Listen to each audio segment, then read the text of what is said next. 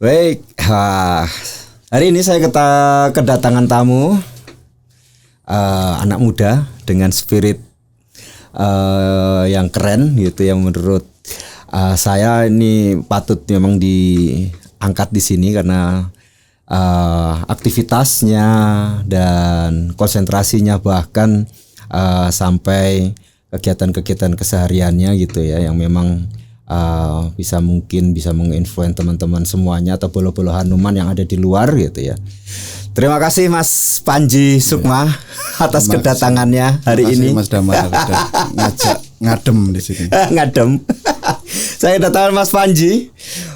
Ya Mas, jadi Mas Panji ini juga Renaissance man gitu ya. Apapun dipelajari ya Mas ya. Ya. Senang belajar hal baru aja. Senang belajar hal baru gitu ya. Nah itu Mas, mungkin di awal-awal obrolan kita siang ini ya. Jadi kira-kira Mas dulu itu seperti apa sih gitu kok sampai ke bawah dengan misalkan sekarang menekuni beberapa hal itu, dulu awalnya seperti apa itu Mas? Awalnya mungkin aku dulu waktu SD itu Mas, aku tuh udah punya cita-cita yang sangat spesifik Mas. Oh gitu. Sangat spesifik. Di buku lulusan SD itu aku udah menulis, kan ada cita-cita kan resmi dari SD itu kan cita-cita aku nulis pengusaha swasta gitu. Anak SD itu, anak SD, karena hidupku dulu kayak normatif itu. Dalam artian dituntut untuk punya prestasi akademik. Ya. Jadi benar-benar kayak sama bapak itu terpola, sekolah yang serius, pulang ya les.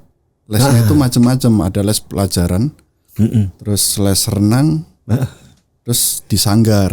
Jadi benar-benar waktu SD itu aku merasa kehilangan masa bermain sebenarnya. Banyak merasa itu gitu. Jadi tapi dampaknya adalah nilai akademiku bagus. Jadi selalu ranking 1 gitu sampai lulus SD gitu. Jadi kalau sekarang ada reels yang lagi rame itu kan, kalau dulu ada anak SD yang selalu ranking 1 tapi sekarang nggak jadi apa-apa, itulah aku orangnya lah gitu. Karena secara setelah berjalannya waktu, ketika setelah SD itu mabut sekolah tuh. Begitu ya, karena kenapa itu?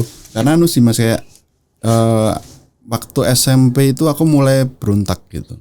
Mulai berani berontak karena dari kecil sangat tertata gitu Mas, ditata sebagai anak kecil, ditoto banget tuh kayak gitu. Apalagi waktu SMP itu di sanggar lebih full. Ya. Karena mungkin bapak berpikir SMP biar kegiatannya nggak negatif kan di sanggar. Jadi kayak malam minggu itu aku di sanggar. Sanggar itu belajar apa Mas? Sanggar itu di sanggar pedalangan. Oh, sanggar pedalangan ya. Oke. Jadi dalang cilik. Dalang cilik di era itu. Ya. Jadi setiap hari di sanggar untuk belajar dalang, untuk belajar wayang gitu. Sebenarnya bukan tiap hari sih, tapi kalau misal ada jadwal rutinnya kan ada. Yang pasti setiap akhir pekan hampir selalu aku nginep di sanggar. Sanggarku di Palur, tapi waktu itu guruku itu juga mengurus salah satu pegawai di Taman Budaya Jawa Tengah. Jadi kadang nginepnya juga di TBJT. Dulu namanya masih TBS. Dan dulu angker banget Mas aku. Itu ya. Angker. Orang dulu nggak berani di area belakang pendopo itu, masih kebun pisang itu katanya pocokannya banyak. Jadi itu Mas Panji mengalami masa-masa itu ya. Iya, di waktu zaman kecil menekuni dalang, menekuni wayang gitu ya. Nah ini saya sempat baca-baca kan kemarin ya. Nah ini Mas Panji juga menekuni musik underground nih. Nah ini kok suka dalang gitu. Nah, itu kenapa itu Mas? Itu sebenarnya mulai dari SMP Mas. SMP itu kan mungkin lebih aku SMP kan di Solo, karena aku kan orang Bekonang. Ketika di Solo itu aku menemukan banyak subkultur gitu katakannya. Subkultur ya. Yang macam-macam. Ternyata itu kalau di Bekonang, di tempatku itu kan sangat identik dengan sepak bola Mas. Jadi salah satu klub SSB yang paling gede itu dulu namanya SSB Harimau. Jadi orang Bekonang itu identik dengan sepak bolanya. Ketika aku sekolah di SMP, ternyata SMP di Solo, ternyata kultur SMP di Solo itu olahraga nomor 1 basket ternyata. Oh gitu. Jadi sepak bola itu nggak terlalu populer. Bukan prioritas. Bukan prioritas. Mungkin pembahasan gitu masih oke sepak bola, tapi secara praktek di sekolah itu nomor 1 basket. Basket. Terus waktu itu bisa bertanya musik hip hop kan. Musik hip hop kok gayeng ya gitu. Secara style dulu waktu SMP aku hip hop, Mas. Oh gitu malahan. Sebelum band-bandan metal itu. Aku lihat foto-fotoku SMP yang lama itu pakai gombor-gombor mereknya Fubu, Kani, Eko, pakai topi yang New York gitu. Terus kok asik dah ternyata. Terus sampai bikin grup breakdance dulu juga. Street dance gitu ya? Breakdance. Oh breakdance gitu. Terus mengenal juga mulai musik punk itu masuk tuh. Oh anak musik kenceng nih punk toh gitu. Iya. Oh enak kayak gini gitu. Terus ya itu waktu SMP mulai berontak sampai itu nilaiku hancur itu waktu itu. Nilai sekolah itu hancur karena nggak jelas waktu SMP itu. Nah waktu mulai masuk ke lulus SMP sama bapak itu disuruh ke SMKI. Jurusan pedalangan atau karawitan. SMK 8 itu ya sekarang. Iya. Tidak bisa ini aku. Pengennya apa, Mas? Karena ada pengalaman traumatik juga, Mas. Waktu SMP itu karena aku sering mewakili SMP untuk acara seni, terutama pedalangan dan sering cukup lumayan berprestasi waktu itu. Kayak dibully sama cewek-ceweknya, Mas aku. Kenapa itu? Terus kayak dipanggil Pak Dalang gitu. Waktu SMP kan itu kan wah aku orang modern waktu itu kan pikirannya gitu, Mas. Iya. Wah nggak modern, nggak populer ya. Sampai tapi berjalannya waktu ternyata itu tidak benar pada kesimpulannya gitu. Waktu SMA itu aku memilih SMKI tapi jurusan musik. Oh begitu. Musik modern. Oh gitu. Musik modern. Ya. Karena memang dari SMP itu sebenarnya walaupun aku disanggar tapi aku cukup melek musik karena udah bisa main gitar dari SD dan lain-lain dan ngajarin temanku sekelas bikin band malah gitu. bikin band bener-bener band yang dalam artian serius bikin lagu sendiri gitu. Terus di SMKI itu mulai semakin kenal musik underground. Oh gitu. Musik undergroundnya itu bertahan lama, Mas? Sangat lama, Mas. Lama ya. Aku tuh mulai dari tahun berarti SMA itu kan 2006 ya. Sampai aku benar-benar berhenti itu sampai 2018. Lama ya. Nama grupnya apa, Mas? Ya, ada. Banyak ya? Banyak ada. Itu kan musik metal itu kan ya mungkin kalau di era anak muda itu di usia-usia 16 17 itu memang kalau Romai Rama bilang darah muda gitu ya. Iya. Itu memang membawakan musik itu untuk apa, Mas? Protes atau untuk apa? Untuk yang pertama dulu untuk gaya ya, Mas. Awal-awal kan cari identitas ya, Mas. Iya. Biar punya identitas selain seni tradisi kan, musik underground ini cocok ya aku.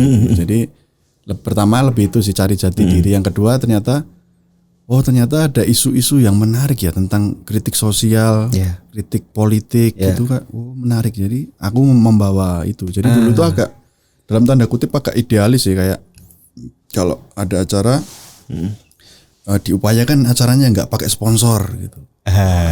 Gitu masih masih karena tanpa sponsor kan kita bisa ngomong di panggung lebih bebas kan. Lebih bebas. Nggak ada tekanan dan lain-lain. Jadi kayak gitu sih, bikin merchandise gitu. Bikin nyetak CD sendiri, album sendiri waktu itu awal-awal seperti itu sih. Propaganda gitu ya dengan musik gitu ya. Gitu kadang. Nah, perjalanannya, Mas. Kan itu kan berproses dari sekolah ya. Menemukan itu. Nek dari lingkungan, Mas. Apakah juga mempengaruhi, Mas? Apakah teman, nah orang tua kan pasti ya, karena Mas Panjian juga orang tuanya juga seniman ya. Kalau dari lingkungan, Mas? Kalau dari lingkungan sebenarnya yang lebih membentuk aku dua sih. Yang pertama yang waktu di Sanggar itu kan juga panjang ya, SD sampai SMP. Sama lingkungan di musik sebenarnya. Lingkungan di musik. Karena di musik itu benar-benar aku tuh nggak konsen dengan pendidikan dulu, Mas. SD ketika SMA kuliah itu kupu-kupu.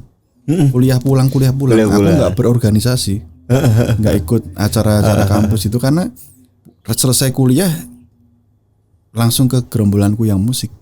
Gitu. Sempat bikin rock shop juga dulu aku. Sempat bikin rock shop. Oh gitu. Rock shop ya. Apa itu rock shop itu? Rock shop itu distro lah. Distro tapi yang ibaratnya yang merchandise ori gitu dulu. Gitu ya. Band Bandung, Jakarta gitu. Dulu kan ada distributornya kan. Jadi memang aktivitasnya udah di situ ya. Jadi anak-anak muda Karanganyar, anak-anak muda daerah Sukoharjo itu memang juga banyak ya Mas pelaku-pelakunya gitu ya waktu itu ya.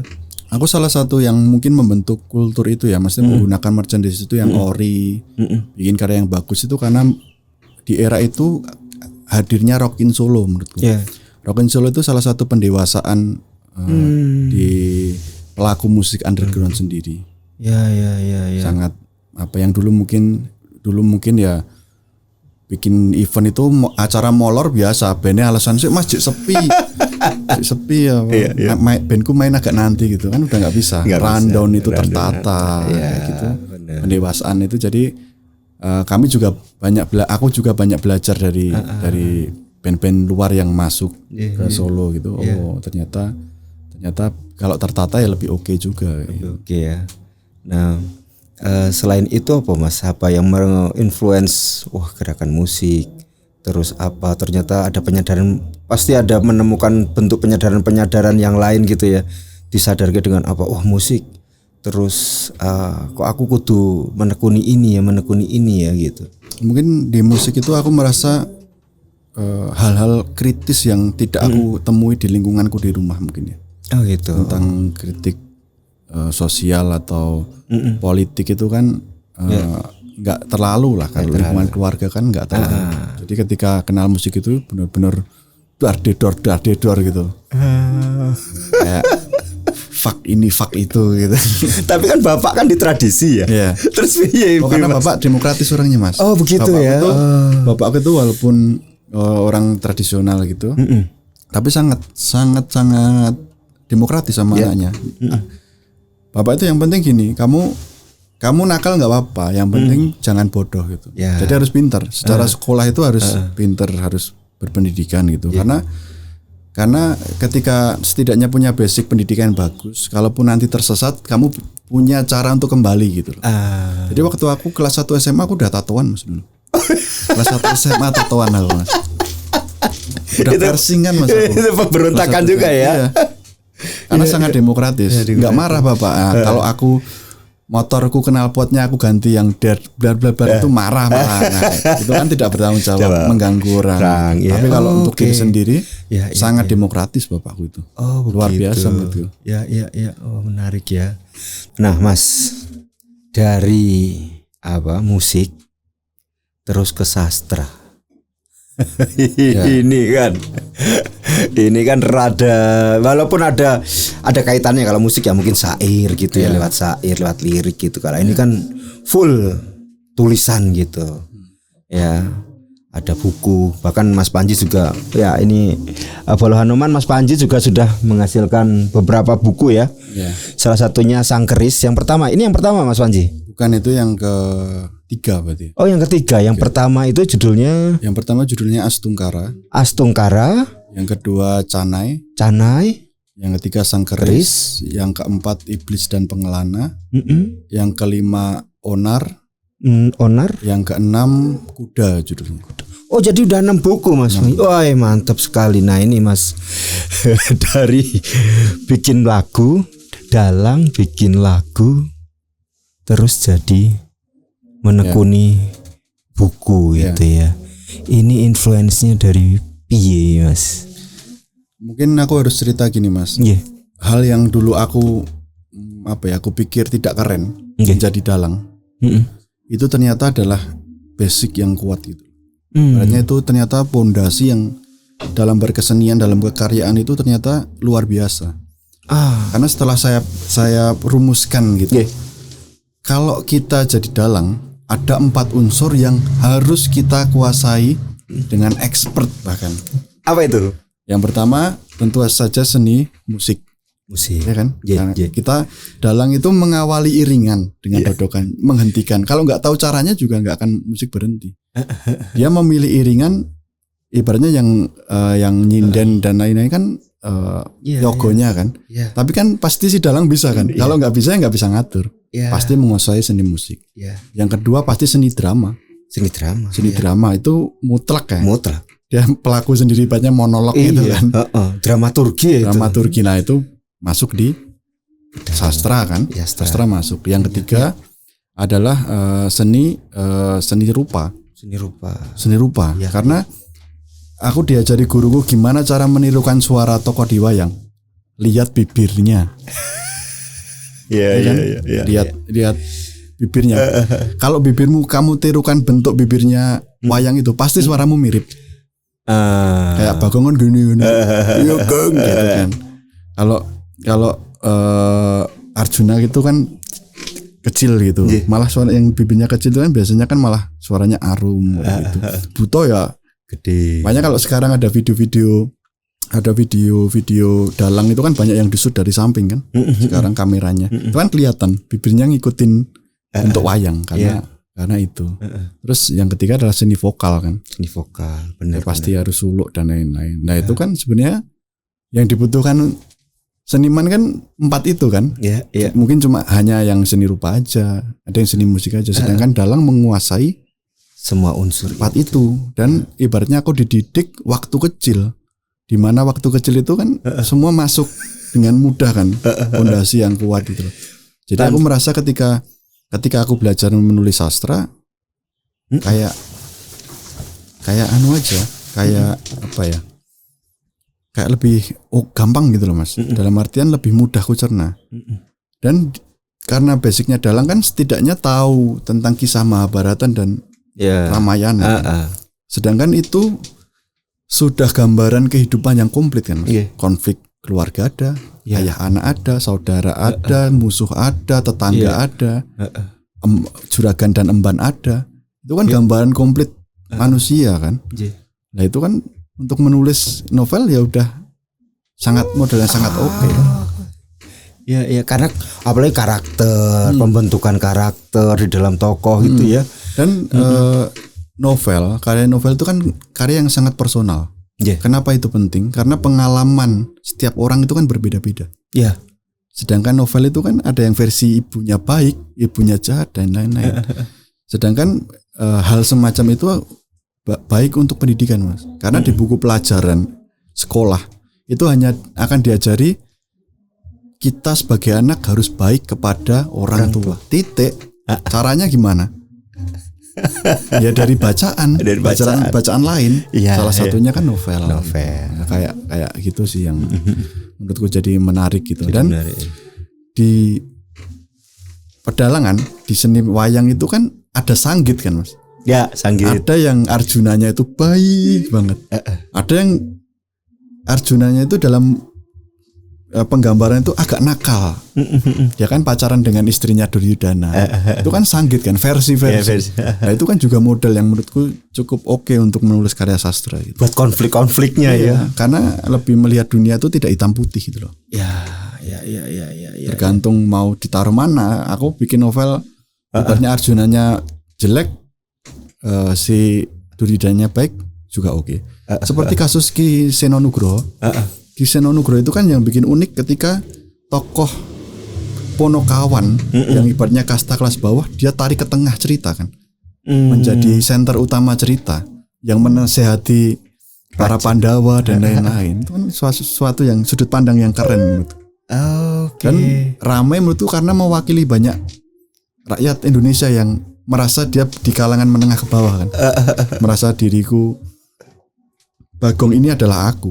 Penguasa itu butuh nasihat kita loh. Kita ini rakyat. Iya benar. Oh iya menarik sih. Jadi memang buku-buku ini ya Mas Panji ya karena sudah dasarnya dalang terus penokohan dan tidak terlalu susah ya untuk membuat satu beradaptasi untuk membuat satu hidup gitu. Novel gitu ya. Lebih cepat ya. Jadi bisa Bolo Hanuman bisa buku yang terbaru apa Mas? Kuda ya. Ini baru mau terbit ulang. Oh, kuda. Jadi ceritanya tentang apa Mas nih kalau kuda itu? Kalau ini kan tentang keris. Sang keris. Perjalanan keris dari berbagai era, dari era Kabudan Indo-Buddha sampai era modern. Dan isinya ramalan tentang siapa presiden 2024. Di sini. Yeah. Tapi ditulis tahun 2019. Oh begitu. Kok iso Mas? Idenya dari mana itu? Idenya dari Sanggit itu tadi. Sanggit karena itu. dalang itu kan menyanggit kan, disanggit versinya kan. Kalau membawakan pewayangan seperti teks atau dalang lain ya nggak payu kan. Nggak payu. Berarti kan harus ada versi kebaruan. Kebaruannya apa gitu. Novelty-nya apa. Novelty-nya ya. Cocok banget. Oke Mas, sebentar.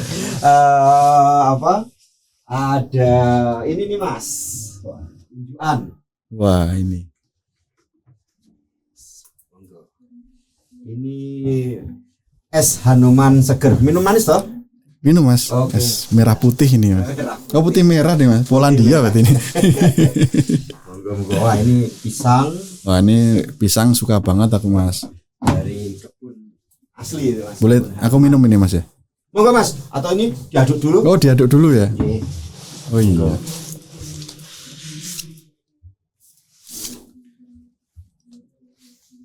Aku suka banget pisang goreng Mas. Oh gitu. Pisang goreng, jagung bakar ya, itu suka. Sama belangreng. Kemarin kan aku nyoba belangreng kan itu. Oh itu kalau di sini belangreng ya namanya, singkong goreng itu. Goreng belangreng ya. Kalau dideplok dulu jadinya apa ya Getuk. namanya? Bukan Mas. Jenenge apa ya? Biasanya segitiga itu loh Mas. Emang istilahnya sama Jogja beda ya Mas ya? Neng Jogja emang telo goreng. Oh gatot. Kalau di Jogja gatot itu yang diiris terus kayak difermentasi beberapa hari gitu terus di apa? Kok difermentasi ya? Apa Mas? Diiris terus dimasukkan ke gorengan. tidang gitu. Tidang. Beda ya. Kalau di sini kan digoreng. Digoreng ya. Oh, gatot. Nah, di sana ada gatot taruh tiwul itu. Anu itu juga suka aku yang ketela itu. Limpung. Oh, limpung. Limpung. Ya. Limpung itu yang isinya Ubi goreng. Ya. Tuh ternyata anu Mas, aku baru tahu kalau limpung itu kan makanan manis kan itu. Kan manis. Ternyata enak dimakan pakai lombok ya. Itu anu Mas. Oh ya? Anu apa? Kayak menyebar virusnya Mas. Dulu aku dari temanku kayak apa itu temanku makan limpung pakai lombok. Iya. Wah, aneh kowe iki makan limpung nggo lombok itu. Terus aku cobain enak terus tak coba loh. Kok enak ya gitu. Ketagihan. Terus aku makan itu dipaido temanku. Mangan limpung nggo lombok gitu. Tak pangan cobain temanku juga suka terus itu Mas. Oh alah ternyata gitu. Ini kalau di Manado kan makannya karo sambel Mas. Oh gitu. Sambel roa gitu. Oh gitu. Dicocol gitu. Oh di Manado ya Mas. Tapi kayaknya Manado emang makanannya aneh-aneh. Iya. Iya kan bener. Makanan ekstrim kan. Makanan ekstrim. Iya sih. Bener. Wah ini Mas. Sampai mana tadi malam? Ini Mas. Apa namanya? Sebagai seorang ini kan banyak hal yang ditekuni ya Mas Panji. Ya wis teknikal ya wis nggak usah diperbincangkan lagi ya. Ini semuanya berjalan gitu nek. Seniman itu wis pengalaman artistik dengan pengalaman empiris atau pengalaman artistik, pengalaman yang lain itu kan sudah matang gitu. Insya itu. Allah. Apa meneh sekarang ngambil S3 kajian budaya. Wah, itu kan lebih mematangkan diri ya. Mungkin bukan lebih matang sih Mas. Punya kacamata yang lebih baru juga. Ya. Lebih baru. Pola pandang atau pola pikir yang lebih lain gitu. Jadi ada dua gitu lah yang benar-benar tradisional bala budaya itu sesuatu yang adiluhung dan baik. Yang satu dipandang dengan sangat kritis gitu. Jadi bukan masalah aku membela yang mana. Ketika menghadapi sesuatu atau membuat karya, Aku mau pakai sudut pandang yang mana, jadi gitu malah. Lebih kebuka tadi nih ya. Lebih kebuka, bisa pilih lah gitu. Bisa pilih lah ya. Oke. Nah, ini juga nih. Selain penulis gitu ya, Bolo Anoman nih, selain penulis Mas Panji juga menekuni dunia ini nih. Dunia perdukunan. Perdukunan. Ya aku kita bahas itu. Kenapa perkerisan? Kenapa nek perkerisan itu ya? Perkerisan. Ini kita kenapa Mas kok menekuni ini? Ini baru jadi penulis dan masih menulis dan menulis tentang keris, tetapi terus menekuni keris. Apakah memang terinfluence dari tulisannya ini ataukah tulisannya terinfluence dari keris dulu gitu? Ya, tulisan terinfluence dari keris. Terus dari keris. Kalau soal keris itu ibaratnya bawaan DNA, Mas. Oh, DNA ya. Karena bapak itu empu keris. Oh, bapak empu keris. Keris dan memang sering mewakili Indonesia untuk event-event keris internasional. Oh gitu ya. Jadi bapak ini empu ya? Ya, empu. Empu keris, pembuat keris. Lebih tepatnya empu keris dan empu pawukon. Empu pawukon. Tentang wuku. Oh, tentang wuku. Zodiak Jawa itu. Zodiak Jawa wuku itu ya. Yang ada 29 atau 30 wuku itu ya. 30. Kayak apa? Kuningan, Galungan ya, Dukut itu Batu Gunung. Batu Gunung itu. Oke. Nah ini Mas, kapan nekuni ini? Perkerisan ini.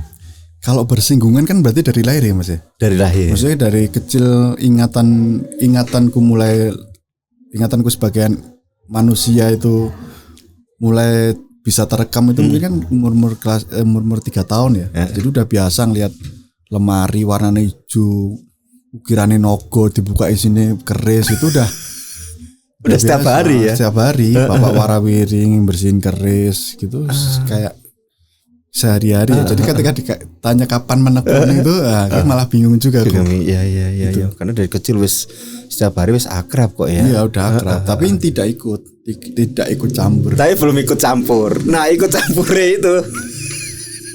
Ikut campurnya itu kayaknya baru 2014-an ya mungkin. 2014. Itu pun tidak serius ya itu. Tidak serius. Iya Mas, masuk Mas. Karena kayak aku gitu, wah aku keris gelas gitu ya, blank gitu ya. Mungkin mulai tertarik dari visualnya sih waktu itu.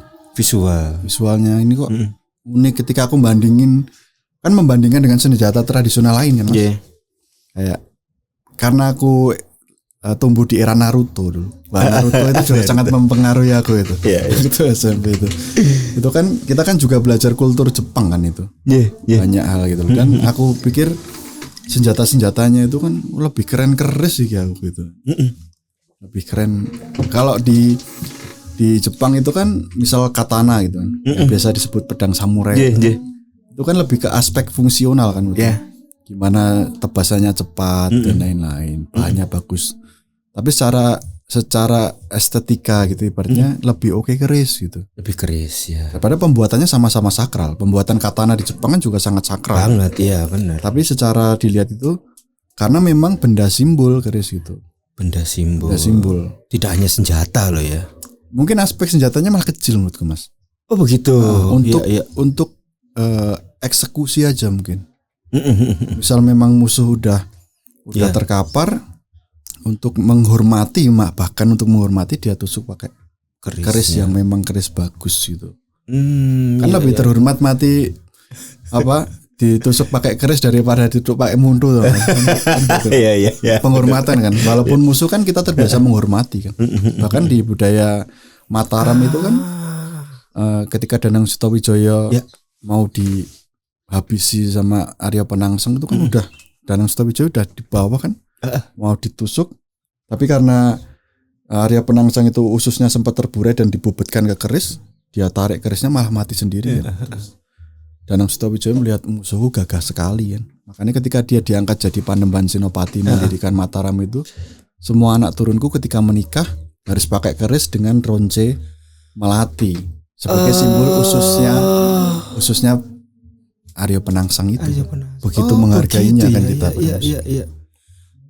Nah Mas, ini buat teman-teman juga atau Bolanoman yang tidak tahu keris nih, sebenarnya unsur-unsur atau bagian keris itu apa saja gitu ya. Nah, ini Mas Panji juga membawa beberapa keris, ada yang bikinan dia, ada yang memang tinggalan sih. Nah itu mungkin bisa dijelasin itu Mas. Keris, wah ini agak gini aja, mungkin lebih simpelnya itu ketika membahas keris di dunia umum itu akan membahas tiga hal. Tiga hal. Yang pertama dapur. Yang kedua pamor. Yang ketiga tangguh. Nanti kalau masuk belajar dunia perkerisan itu pasti itu yang akan dibahas, itu cuma itu. Apa itu dapur? Dapur itu bentuk sebenarnya. Bentuk atau ornamen, kalau di istilahnya di keris itu namanya rician. Mungkin kalau di dunia seni rupa apa ya, kurang paham, mungkin semacam rancang bangun, rancangan kali ya, desain kali ya, desain yang memang jadi patokan gitu.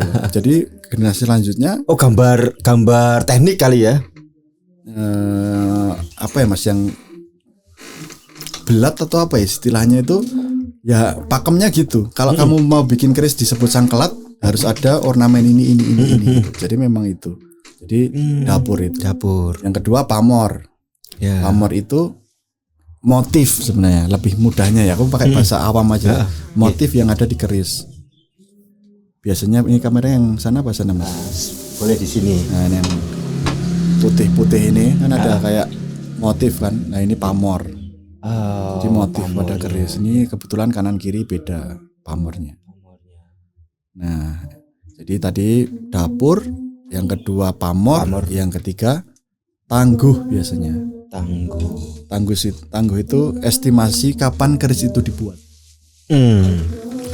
Oh gitu. Ngelihatnya dari apa Mas? Dari gaya.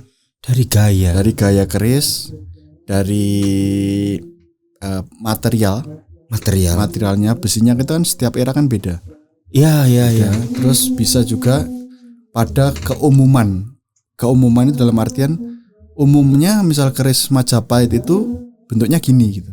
Tapi tidak selalu benar ya. Jadi keris Majapahit itu kecil gitu. Oh, kalau keris gaya nom-noman atau era Surakarta itu kerisnya gede, mentek gitu. Mantep gitu. Nah, itu dari sisi keumuman. Nah, kalau kemarin kan Mas Panji sempat cerita ya, keris itu ya mencirikan dirinya gitu ya. Jadi kalau orang membawa keris itu sebenarnya, kalau orang yang tahu keris bisa membaca, oh wonge kayak gini, kayak gitu ya. Sebenarnya itu kalau bikin dari awal ya Mas ya. Nek lungsuran Mas. Kalau lungsuran ya mungkin lebih ke cukup untuk menjadi benda seni atau ingin melestarikan aja. Oh gitu ya. Atau mungkin kayak kemarin Mas Panji juga cerita ada kekancingannya gitu ya. Ada juga. Kadang itu di belakang warangka ini kan pendok. Ini kan bisa dilepas ini. Nah, kadang di belakang sini itu ada suratnya Mas. Di belakang itu kadang ada suratnya. Dituliskan di kerisnya. Leluhurnya. Jadi leluhurnya siapa aja itu kadang ada. Langsung dituliskan di situ. Ya, di belakang ini. Di belakang itu ya. Di belakang sini. Oh begitu ya. Ya. Wah itu kalau, dan itu keris yang tidak boleh dilimpahkan ke orang lain ya. Ya sebaiknya gitu. Sebaiknya sih. Ya. Sebaiknya gitu. Kayak ya mudahnya kayak rumah aja, kalau bisa kalau ditinggali orang tua, kalau bisa kan jangan dijual. Kalau bisa kan. Apalagi keris gitu. Iya. Keris. Bener. Nah ini Mas Panji, kira-kira gitu ya. Mas Panjian udah mulai menekuni dari 2014 ya, mulai akrab ya. Mulai akrab ya. Nah ini kalau akrabnya malah dari kecilnya itu Mas. Udah akrab dari kecil ya. Baru menekuninya itu ya. Saya benar-benar konsentrasi banget gitu ya. 2014 itu ya. Nah itu mungkin apa ya Mas, dan ono gerakan-gerakan apa itu untuk penyelamatan itu Mas? Kalau aku sendiri sebenarnya aku juga ada di organisasi namanya SNKI, Sekretariat Nasional Perkerisan Indonesia. Itu kan untuk skup nasional ya, yang mengordinir berbagai paguyuban, berbagai sanggar dari seluruh Indonesia. Itu juga memang aku jadi pengurus di situ di bidang pelestari tradisi. Tapi aku sebenarnya lebih konsen akhir-akhir ini itu lebih ke tentang yang sekitarku aja gitu. Aku sebagai orang yang suka keris gitu. Jadi apa yang bisa aku lakukan untuk ikut melestarikan keris? Jadi salah satunya ya aku mendampingi teman-teman yang bingung ketika harus mengurus keris gitu. Banyak kasusnya kan dari orang tuanya. Tinggalan gitu. Dan nggak semua itu diberi bekal keris apa, cara merawatnya gimana itu. Aku bisa mendampingi itu sih. Jadi kayak Mas ini aku dapat tinggalan keris gini caranya. Ini harusnya diapain harusnya itu dulu pertanyaan. Pasti itu. Ya jawabanku paling ini harus dirawat. Terus rawatnya gimana? Ya lihat kondisinya dulu. Kan penangannya kan beda-beda gitu. Gini gitu. Terus paling ya aku tanya, kamu sekedar agar keris ini tidak rusak atau sekalian kamu baguskan? Baguskan itu diokekan gitu loh. Diokekan dari sandangannya dan atau bilahnya gitu. Karena kan namanya besi ya Mas, melewati waktu itu kan bisa teyeng juga kan. Nah itu memang harus di treatment. Nah Mas Panji juga menerima itu ya, selain konsultan untuk keris itu ya. Sebenarnya aku nggak menerima treatmentnya, tapi biasanya aku arahkan. Kamu ke sana. Gitu. Nah ini kan banyak ya keris di rumah ya Mas ya, kemarin saya lihat ya. Nah kira-kira perawatan yang paling susah itu yang kayak apa itu Mas? Mungkin aku akan memberi gambaran ya Mas ya. Perawatan kalau kerisnya ditinggalin bapakku itu kan keris yang memang keris dalam kondisi bagus. Berarti kan aku ibaratnya merawat kondisi bagus. Seperti ditinggali mobil yang mesinnya udah oke, interior oke, kan tinggal merawat ya. Tinggal mencuci di tempat cucian yang bagus itu. Jadi tidak masalah. Cuma kalau kasusnya itu kerisnya ditinggali orang tua yang enggak keurus. Kasus terakhir kemarin karena bapaknya stroke kan, udah nggak bisa gerak, jadi kan keris nggak diurus bertahun-tahun, jadi teyeng. Lebih baik diwarangi dulu kalau teyeng, kalau besinya itu teyeng, diwarangi terus habis itu dikasih minyak. Nah tiap sebulan atau 2 bulan sekali sebenarnya udah cukup gitu itu ya? Mas. Diolesi minyak itu ya. Udah cukup. Nah ini Mas. Cukup. Kalau aku mungkin akan memberi gambaran. Kalau ada yang tanya Mas, merawat keris itu susah nggak? Wah itu agak repot. Sebenarnya kalau aku cerita tadi kan simpel ya Mas.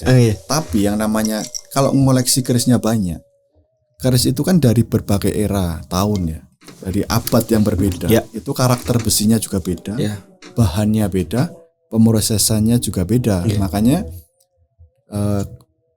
ibaratnya level rusaknya nanti, kemungkinan rusaknya juga berbeda. Seperti contohnya ini keris kamardikan yang biasa disebut kamardikan atau keris kontemporer. Keris baru buatan mungkin 15-10 tahun yang lalu. Ini aku rawat bersama keris yang lain Mas. Aku minyai. Terus aku cek seminggu yang lalu, keris yang lain itu masih bagus, masih mengkilap, masih berminyak. Tapi yang ini sudah teyeng walaupun sedikit. Karena kualitasnya. Nah aku nggak tahu. Besinya. Kemungkinan kualitasnya mungkin tempaannya kurang bersih gitu kan. Jadi agak teyeng. Jadi ya aku sendiri sebagai pelestari ya kadang kaget gitu. Wah teyeng.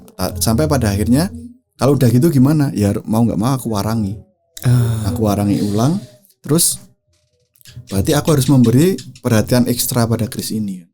Kalau yang lain aku minyaki sebulan sekali, berarti ini setidaknya 2 minggu sekali. Oh begitu. Ya udah diwarangi. Wapi bersih banget. Motifnya wapi banget Mas. Amornya udah kelihatan.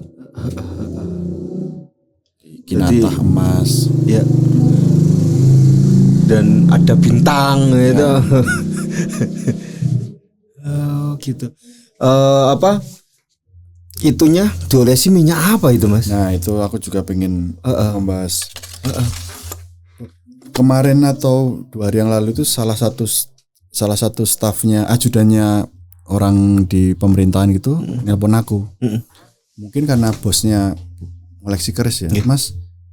minta dong rekomendasi untuk membeli minyak keris gitu. Iya. Minyak keris itu kan kebanyakan minyak cendana, Mas. Iya. Minyak cendana, sedangkan secara logika bahan cendana wangi itu sudah sangat langka. Makanya aku takut ketika aku merekomendasikan malah dapat yang palsu. Cendana palsu lah, kalau dioreskan ke besi malah hancur gitu kan. Malah korosinya lebih banyak, cepet ya. Sebenarnya aku bisa bilang gini, aku punya Mas gitu, bisa kan.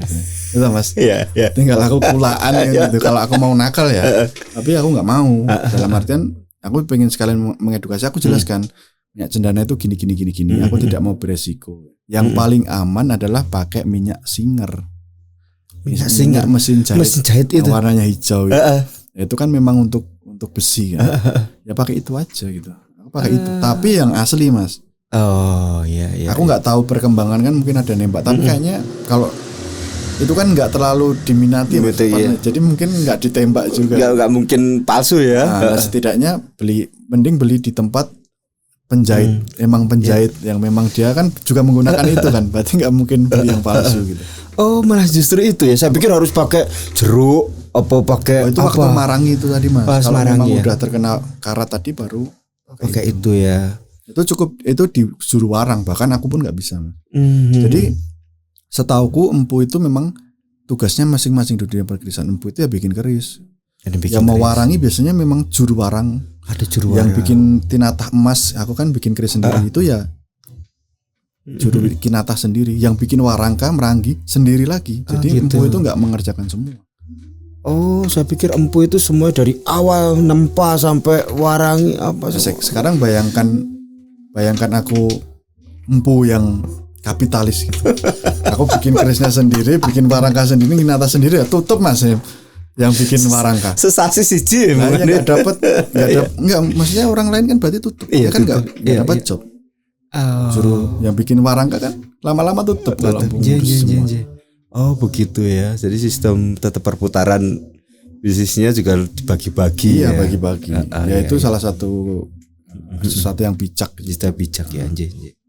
Nah Mas, ini kan umur 5 tahun atau 15 tahun. Nah ini kan tadi sempat bilang ada yang lebih dari Majapahit itu 1400, itu boleh dilihatin Mas. 1400. Ini masih seera Mas, ini sama ini seera. Seera ya. Ini seera. Ini keris era Majapahit. Tapi buatan Madura. Oh. Madura. Ya. Ini buatan Madura.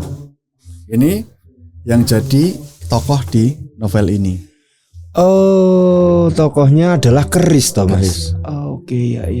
Namanya keris Karonsih. Karonsih itu dari kekaron asih. Yang ngasih karone asih, dua-duanya saling mencintai. Itu yang ngasih nama Mas Panji juga. Di sini Mas. Oh di sini. Tapi kan ini artefak kan asli. Ya. Artefak asli. Ini kenapa aku bisa bilang keris Madura? Karena keris-keris buatan Madura itu biasanya pamornya ekspresif. Ekspresif lah mungkin dalam bahasa seni. Kelihatan pamornya kan ekspresif gitu. Bentuk-bentuknya juga kan sudut-sudutnya ekspresif. Oh. Ini pamornya ron genduru. Seperti pohon genduru itu kan. Daun genduru. Tetap floral ya, atau pohon-pohonan ya. Ya. Sekarang keris-keris yang sekarang itu kan Kanjeng Kiai anggrek gitu. Oh gitu ya. Ngambil dari tanaman ya. Dari tanaman, dari hewan. Ada Mas gambarnya hewan, gambarnya banyak Mas. Floral gitu. Ini yang baru itu fauna kan, gitu. Malah Sujiwo Tejo kan dikasih keris gambarnya dia nerompet. Bukan gambarnya malah tatahannya itu dia nerompet. Oh gitu. Nah, kalau zaman dulu kalau binatang-binatang yang itunya ada ya? Ada singa barong itu kan singa. Larmongo, Nogo kan keris Nogo. Iya, Nogo Sosro dan lain-lain. Iya, fauna. Nah, ini keris buatanku sendiri. Wah, itu. Kalau soal nama itu aku kasih sendiri. Namanya keris Segoro Madu. Kenapa masuk Segoro Madu? Aku tuh karena waktu bikin itu membayangkan yang bikin keris itu dewa-dewa Mas. Dewa-dewa dewa di atas langit gitu Mas. Di atas langit terus aku bayanganku ya Mas ya, fiksi ini. Pulang nempa itu kan ketemu kekasih kan Dewi.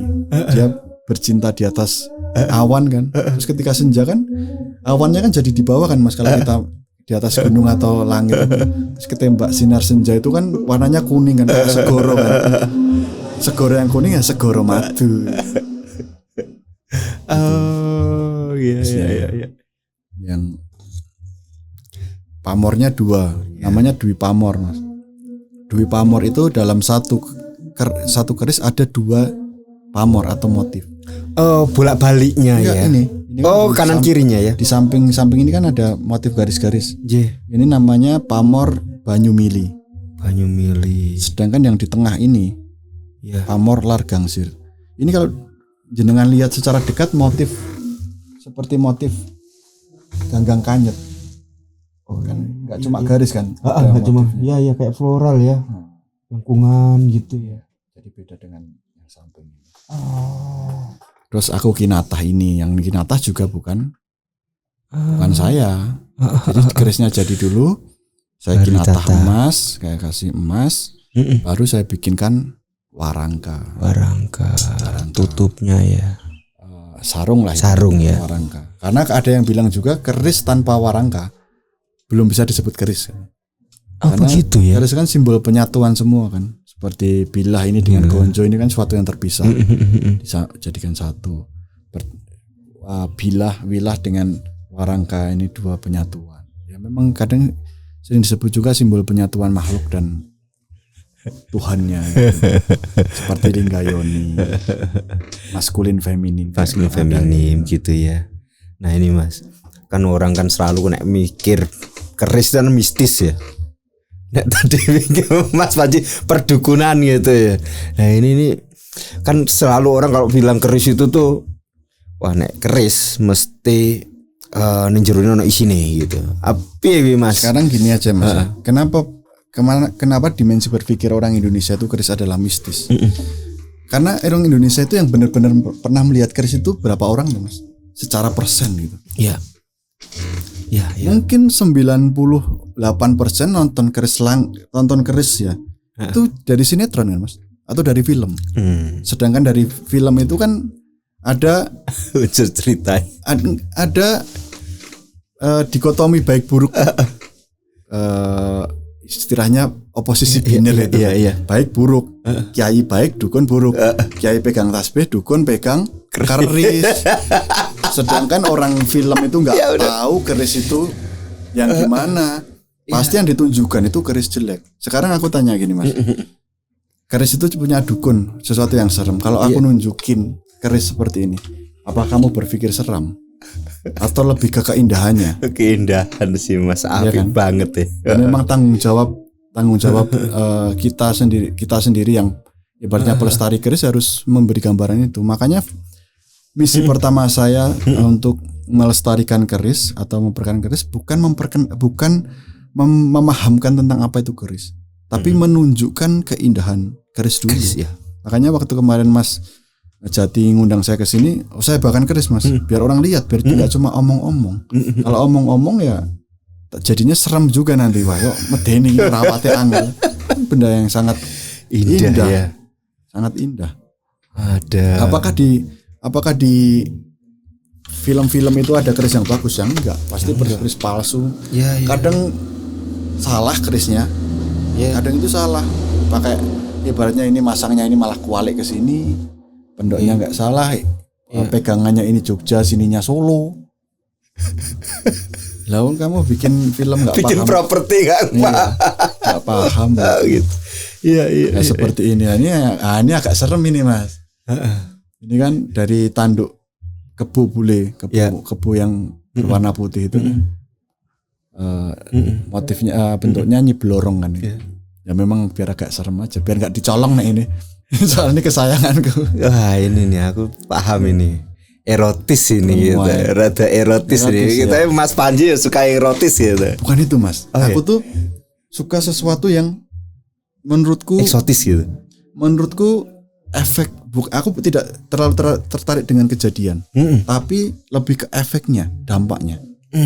Seperti aku tuh menato salib, Mas. Menato salib. Padahal aku bukan Nasrani, karena menurutku keren. Kok bisa ya simbol kayak gini, orang seluruh dunia tuh sangat ketemu vampir pakai salib. Terus kayak Kanjeng Ratu gitu. Kok bisa ya sebesar itu namanya ya. Ketika kita ke pantai, wah sowan Kanjeng Ratu gitu. Terlepas dari ada atau tidak, tapi itu kan kuat sekali simbol sebagai penguasa pantai selatan. Nah, ini Nyi Blorong. Nyi Blorong ini sangat mengenang di aku, Mas. Waktu kecil itu kalau ada warga desa yang dilabeli punya pesugihan atau Nyi Blorong, wah itu jelek sekali. Pasti negatif gitu. Negatif sekali. Pesugihan nek dikei panganan kayak apa duit kayak sudah ditompo. Dadake tumbal gitu. Wah, Nyi Blorong ini keren sekali ya. Terus aku punya kenangan sama bapak dulu. Kenapa aku suka ini? Nah, sama bapak aku bilang gini, Pak, kok aku mau dibeli kayak waktu itu keyboard apa itu alat musik gitu. Wah, lagi nggak ada duit, bilangnya gitu. Terus aku gojeki, lah mbok pinjem Nyi Blorong gitu kan, simbol pesugihan. Terus bapak aku jawab gini, lah Nyi Blorong aja lagi antri kur neng BRI. Jadi kami itu biasa bercanda soal gitu. Makanya itu kan terkenang gitu bercandaan dengan bapak itu, harus ada yang jual ini. Terus aku beli aja ya. Lumayan mahal. Wah iyalah Mas, itu cari itunya tanduk bahannya aja. Nah. Tanduk kerbau bulenya itu piye Mas? Iya. Cari kerbau bulenya aja gitu. Kerbau bulenya wis angel loh. Nah, iya. Dan itu memang jadi kesayangannya Mas Panji ya itu ya. Ini keris kesayangan bapakku. Namanya gitu. Patrem kalau keris kecil. Oh gitu. Nah, ini yang jadi inspirasi novelku yang kedua yang namanya Kuda. Yang kemarin kita bahas dapat penghargaan dari Kementerian Mendikbudristek. Mendikbudristek ya. Tuh, kerisnya ini di Ya. Nah, ini kan Mas Panji kan programnya bikin gerakannya kan mengenalkan keris tapi dengan novel gitu kan, mengedukasi, dan sekarang juga aktif juga di ini ya dunia sosial, media sosial gitu ya Mas ya. Iya. Terus sama ini ya Mas. Sama komitmen Mas di dunia sastra itu aku berusaha menampilkan di semua novelku ke depan. Itu ada unsur kerisnya. Seperti ini kan judulnya udah keris. Ada gambar kerisnya. Ada gambar kerisnya. Oke.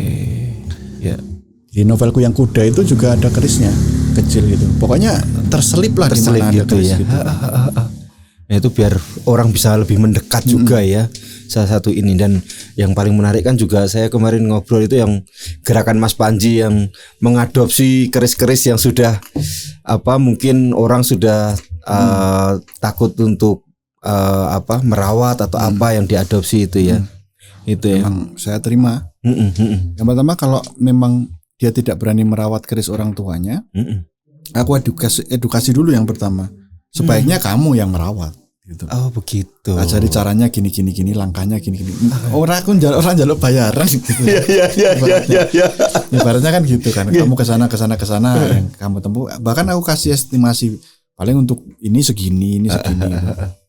Terus kalau dia nggak berani, karena memang nggak semua berani ya. Memang nggak berani secara mental, dan mungkin dia harus pergi kemana, keluar negeri atau gimana. Ya udah aku rawat.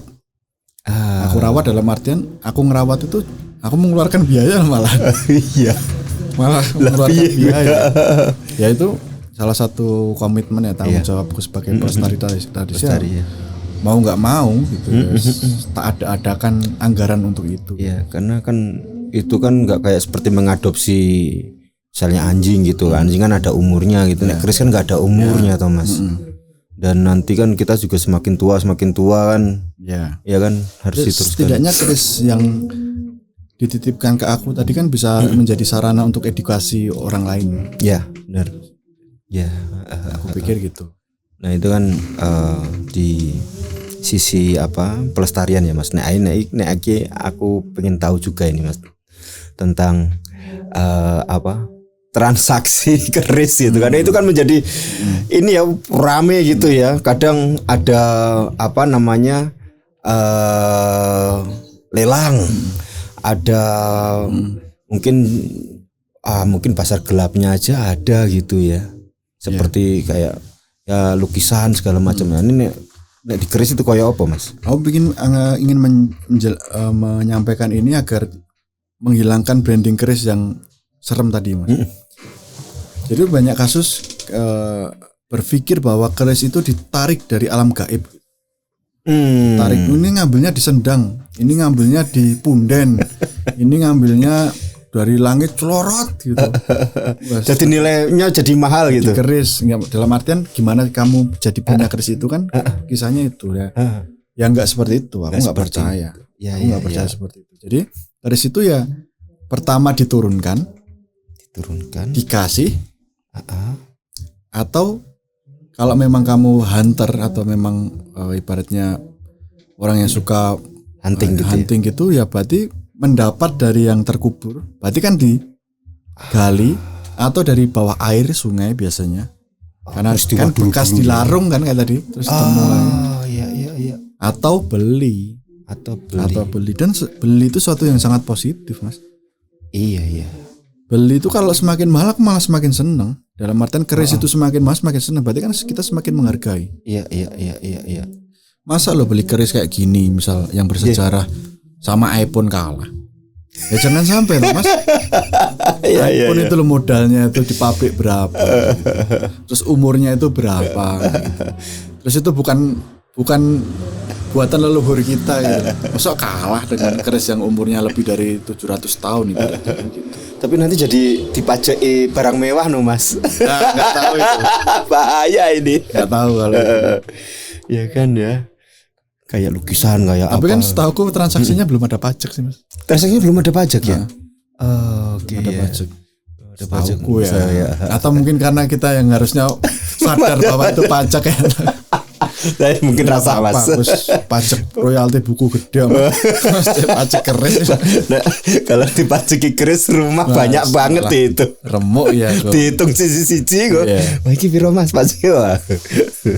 Pajak itu juga aneh, Mas. Kayak gini loh. Kan otomatis kan pajak itu udah dikirim dari penerbit. Terus setiap tahun kita disuruh laporan. Laporan pajak. Kan aneh. Seharusnya kan mereka yang laporan. Iya. Lapor lagi pajakmu iki tak store ning negara, tak laporin ji kan harusnya gitu. Kan malah kita yang lapor. Iya, bener. Nah, kalau untuk transaksi-transaksi yang lain, Mas, misalkan jual beli itu seperti prakteknya kayak apa tuh, Mas? Sekarang lebih terbuka dalam artian di setiap acara keris hampir selalu ada bursa sekarang. Ada bursa. Jadi biasanya kalau pameran itu ada ruang khusus untuk pameran. Misal temanya keris Majapahit.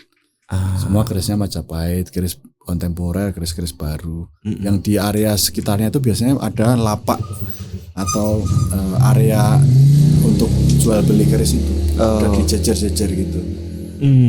Yang ya aku berharap penjualnya jujur aja. Maksudnya jujur itu dalam artian ini keris baru, ini keris lama disampaikan sama pembeli ya. Tuh sekarang itu di grup Facebook banyak.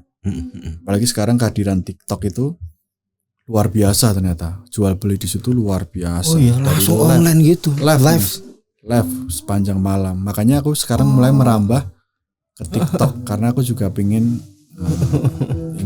ada di area itu biar aku juga biar aku juga update juga kan, Mas. Keris ini sampai di mana sih? Yang aku membuatku tertarik itu bukan tentang kerisnya, tapi tentang kitanya pelaku kerisnya gitu loh. Tentang orangnya gitu. Keris kan benda mati kan. Benda mati. Ya, orang-orangnya ini yang bikin narasi, yang bikin wacana ini kan memang harus dipantau gitu. Iya. Karena orang beli kan pasti pengennya, ini sejarahnya apa ini, Pak? Keris ini, Pak. Ini sejarahnya kayak apa gitu tuh ya. Wah, itu iya tuh, Mas ya. Bahaya itu, Mas. Bahaya malah. Iya, bahayanya. Sebenarnya nggak usah tanya sejarahnya sih. Cukup tanya, Mas ini dapurnya apa? Mas kalau misal awam ya, Mas kalau pamor seperti ini pamor namanya apa ya? Gitu. Itu kan pengetahuan umum atau yang terakhir tangguh pun tidak diragukan. Estimasi pembuatan ini kira-kira, Mas. Kira-kira ya. Buatan kerajaan apa? Gitu cukup itu aja. Nggak usah nih. Mas ini ditarik dari mana ini wah. Gak mumpet ya. Itu sampai orang ini kasih info ke orang lain tambah, Mas, versinya. Tambah itu. Jadi tambah banyak info. Saya tarik dari tengah kawah Gunung Merapi. Kan orang kita kan sering Ya, fiksi gitu, seneng kan. Mbahmu biyen ini nek numpak jaran lewat kali. Jarane ngambang ning dhuwur banyu lho kan gitu kan. Emang terus ditambahi meneh, tambahi meneh. Tambah melenceng tapi. Iya. Sebenarnya jadi pemahaman tentang keris itu sebenarnya lebih ke fisiknya aja sebenarnya untuk membaca sejarahnya, membaca awam, ininya ya. Gitu awam ya. Tapi setelah belajar kan ada juga buku-buku keris ya. Ada pakar-pakar keris ya. Mulai aja pelajari dari situ, tanya, lihat sekarang sudah ada YouTube, nonton kayak gitu. Gitu. Tapi kebanyakan memang buku keris itu mahal. Keris itu bisa ratusan ribu, bisa jutaan. Iya benar Mas. Dan peredarannya kurang terlalu banyak. Makanya aku ya berharap ya kayak pemerintah itu membeli hak aja, hak cetak itu. Jadi orang yang bikin buku keris bayar yang mahal, sekian miliar gitu aja. Wes ini jadi hak pemerintah untuk menerbitkan berapapun untuk edukasi gitu. Aku malah condong-condong para pakarnya dibiayai kayak gitu. Benar. Atau kalau enggak dokumentasi keris-keris yang dibawa oleh orang awam yang tidak ada di museum. Ya kayak Mas Jati kan punya file-file. Beli yang mahal, beranilah negara beli mahal. Demi budaya kan Mas? Iya. Aku lebih condong yang lebih praktis seperti itu. Tapi dampaknya real ya. Daripada bahas ini rapat ning kene ping piro anggarane akeh nyewa hotel. Nyewa Innova ini malah nggak real. Aku kadang sering kepikiran gitu Mas, kayak pelaku budaya memang ini budaya ini mulai hilang ini, bahaya nih. Masih ada pelakunya nggak? Dilacak sekabupaten misal. Misal keris sih berapa sih yang masih melestarikan keris di Karanganyar? Misal 5-10 orang. Setiap orang gaji aja sebulan 50 juta. Nggak usah mikir hal lain Mas. Kamu cukup mikir kelestarian keris, bikin konten, bikin keris, jadi pembicara, selesai masalah kebudayaan, selesai keris itu. Sesimpel itu. Daripada untuk rapat-rapat itu Mas. Benar. Gede banget kan Mas itu Mas. Iya.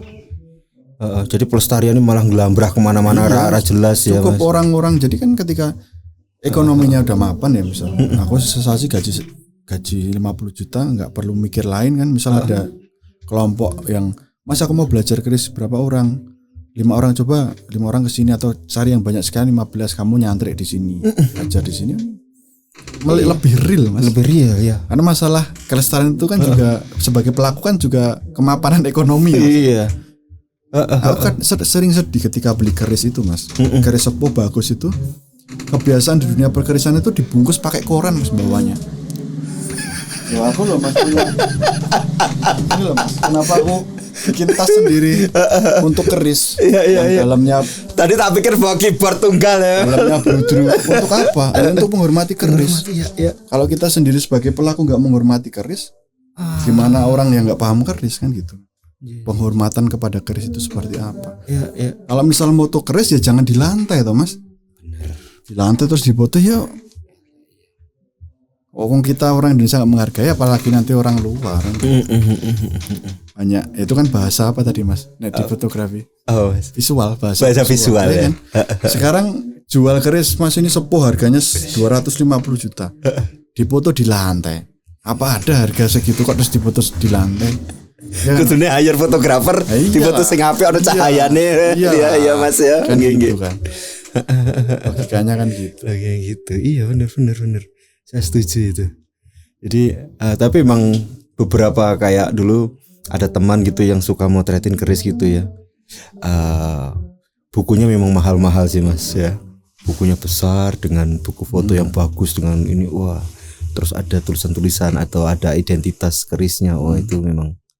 Jadi orang jadi lebih aware gitu ya. Iya. Termasuk ketika proses pembuatan itu kan juga penting Mas. Benar. Proses pembuatan itu ketika kamu di pesalen tempat bikin keris itu, sebisa mungkin memakai pakaian yang sesuai. Jangan terus kamu bikin pakai baju partai atau terus pakai baju brand sekarang apa ya? Apa gitu. Anarki. Kan ya. Orang kamu di kantor polisi aja kalau ngantor ya pakai baju polisi kan gitu kan. Masa bikin keris enggak gitu. Kamu hormati pakai putih-putih atau merah-merah, pakai ikat kepala gitu. Biar orang juga menghargai karyamu. Iya, benar-benar. Oke, ya. Ini menarik banget ini ya. Jadi bagaimana untuk mengorganisir tentang pelestarian gitu ya, mengorganisir tentang langkah-langkah pelestarian selanjutnya. Nah, kalau ke depan nih kayak apa Mas? Apa yang dilakukan Mas Panji? Mungkin karena mungkin tahun ini studiku selesai. Ya. Jadi mungkin aku akan punya waktu lebih luang. Banyak, ya. Lebih waktu luang untuk kan akhirnya ini aku juga udah bikin konten-konten keris gitu ya. Jadi ya kalau ke depan seperti apa aku kurang tahu, tapi yang pasti kalau ada sesuatu yang aku pikirkan itu aku akan lebih bisa mengeksekusi karena waktu luang gitu aja. Atau mungkin Mas Panji nanti wis lah. Musik wis. Dalang wis. Nulis iya. Aku tak berkiprah nang budaya, aku tak dadi empu wae wis misalnya gitu. Maksudnya.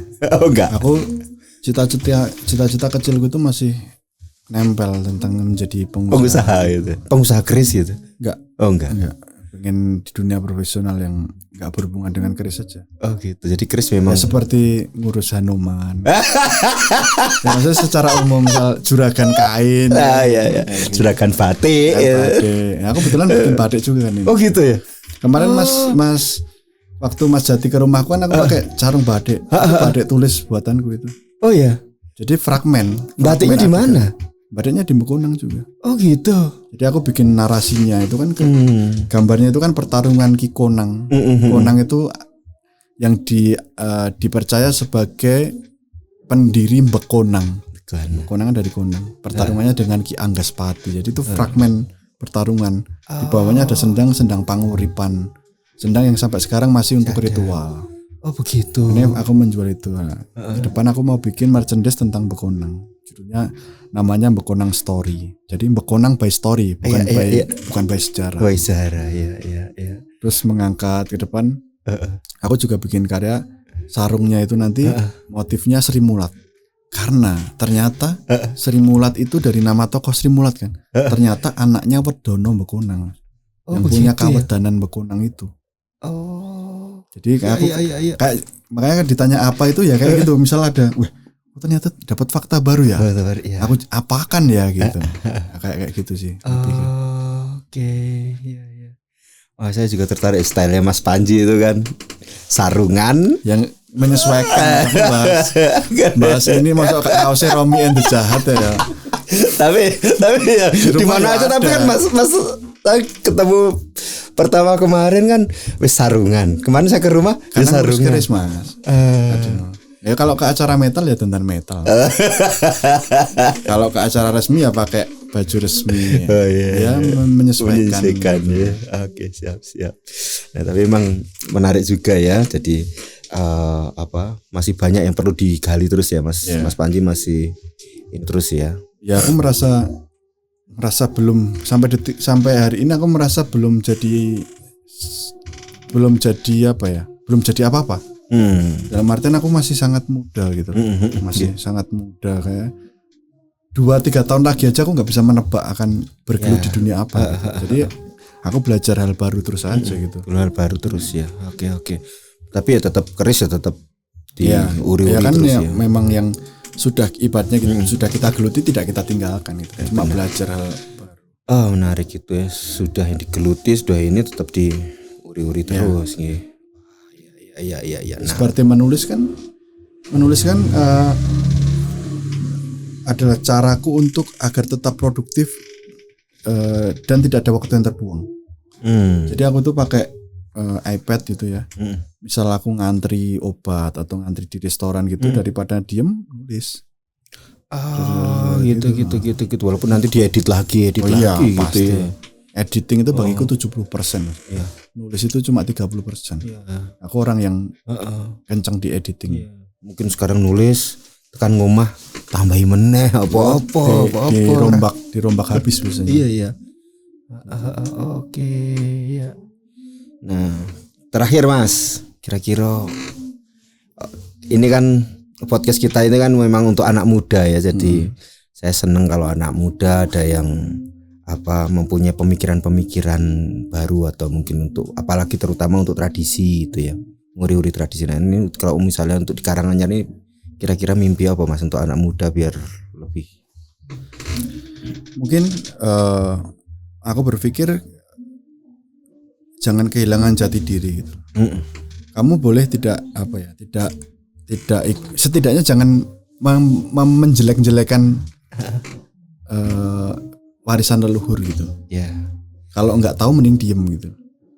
Misal keris malah kadang keris ngene.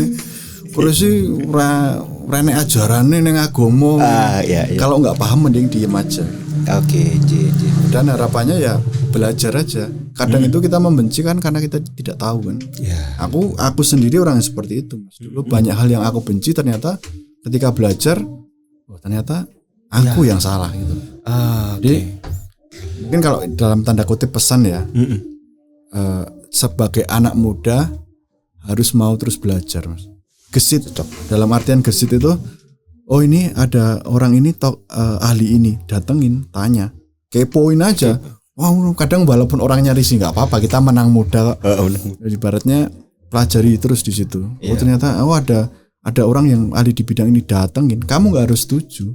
Iya. Misal pun banyak yang nggak setuju kan, dari 100% kalau ilmu yang bisa diambil 5%, 5% itu juga ilmu. Iya. Justru kamu bisa merumuskan sendiri untuk hidup kita, atau bahkan untuk bisa jadi karya, bisa jadi buku. Misal mempelajari tentang apa ya Mas ya, tentang wayang atau tentang keris itu kan, datangi semua, baik yang dianggap buruk, dianggap baik, datangin semua. Kamu yang penting baik sama dia, ambil infonya, rumuskan, jadikanlah buku atau pengetahuan versimu gitu. Jadi nggak cuma lihat baik buruk gitu, tapi apa sih yang bisa kita buat? Menarik sekali ya. Kontribusinya apa? Sekecil apapun pasti ada gitu. Pasti ada ya. Jadi terus berinovasi. Ya. Nggak ngerti tanya gitu ya. Harus kepo Mas. Harus kepo. Anak gitu muda itu harus kepo. Kalau kehilangan keponya, kalau setiap hari cuma scroll video TikTok joget-joget ya nggak apa-apa ya. Iya, nggak apa-apa. Aja suwe-suwe gitu. Aku kadang lihat gitu Mas. Joget-joget. Ya nggak apa-apa. Balungannya apik kadang. Ya nggak apa-apa, tapi ya terus-terusan. Iya, saya setuju. Jadi memang nyantri atau belajar sama orang lain, serap ilmunya, terus kita bikin inovasinya gitu ya. Dan jangan mudah tersinggung. Jangan berpikir kalau orang itu harus setuju dengan kita. Ini aku ibaratnya aku ngomong gini-gini, Panji udah ngopo. Ya nggak apa-apa. Tapi kan orang-orang yang seperti itu biasanya nggak berani di depan kita. Pating celebung, omongan pating celebung, rasan-rasan itu kan budaya kita sebenarnya. Kita harus mengaku itu budaya, betul. Dan rasan-rasan itu kan budaya kita, ngomong di belakang. Ya kita sadar bahwa itu budaya dan itu akan selalu ada. Kita harus sadar bagaimana cara memanage itu. Bukan menyingkirkan, ya memanage diri kita sendiri. Benar. Menarik ya.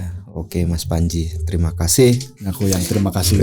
Aku terima kasih juga sudah mau hadir di podcast Bangun Jiwa ini, dan udah mungkin nanti bisa menginfluence yang nonton gitu ya karena memang banyak masukan dari Mas Panji dan pemikiran-pemikiran baru ya. Nah, terima kasih, sampun rawuh.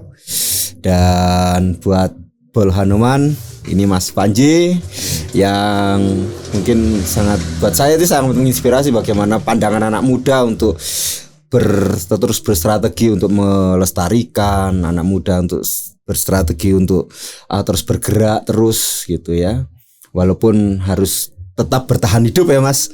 Nah itu keseimbangan itu yang susah. Keseimbangan itu yang susah. Menghidupi kesenian itu bukan hal murah gitu ya. Makanya cita-citanya jadi pengusaha. Jadi pengusaha tapi tetap menghidupi kesenian ya. Nah itu juga menarik ya.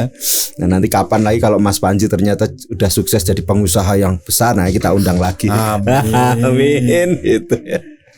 Baik Mas Panji, matur nuwun. Sampai jumpa Bol Hanuman di podcast selanjutnya.